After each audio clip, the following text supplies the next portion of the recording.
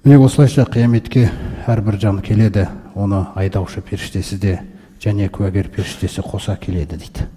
Сөйтіп сен қияметті, жаңағы тозақ түгел нәрселерді лақоду кунта фи ғафлатин мин хаза. Сол күні біз айтамыз дейді кәпір адамға, сен ғафлетте едің ғой дейді бұрын осы нәрсенің бәрінен, имансыз болғандықтан. Сондықтан күпірлік деген нәрсе, құрметті жамағат, күпірлік, сенбеу, имансыздық, ол перде екен. Перде деп аталады. Сосын екінші перде күдік, күмәндану. Кім бар кеп то жаққа? Мұрасы да шығар. Қойшы, сенбеймін, күдік. Үшіншісі мұсылманда кездесетін перде. Ол қандай дегенде? Ұмытып кету бұны.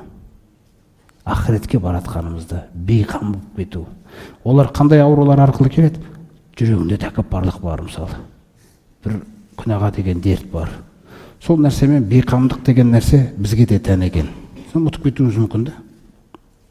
Мысалы, бір мансап мынандай пайда болды. Ол уже осындай мансап пайда болып, біреуге бүйтіп амандасатын кезінде қолын әрең соссам, бітті кетіп барадыр мен болды. Бітті, құрыдым. Сондай мәселе. Кейде тіпті қолын өзің барып бүйтіп алмасаң, қолында созбайтын адамдар болады. Өзің бүйтіп тауып көресің қолынан. Ойлайды, сол керемет болып жүрмін деп та. Сөйтсе бұл бітті екен ғой, перделеніп қалған ғой адам. Аны шығару керек, емдеу керек оны. Онда Алла тағала тастап қоймайды оны. Айюхсабул инсану айютрака суда, адам ойлай ма дейді, біз оны жайдан жай тастап қоямыз ба деп. Егер жақсылық қаласақ дейді оған, ана мансапты алып қоямыз дейді одан. Жөндейміз дейді оны кішкене. Қай нәрсе сізге Алланы ұмыттырып баратады? Міне, сол жерде бейқамдық басталады.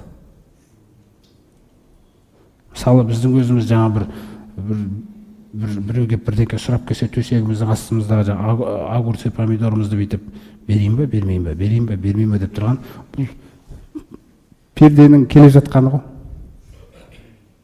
Қош, бермеймін десең, перде тұрды, бітті. Ол сіз ақыретпен дос бола алмайсыз.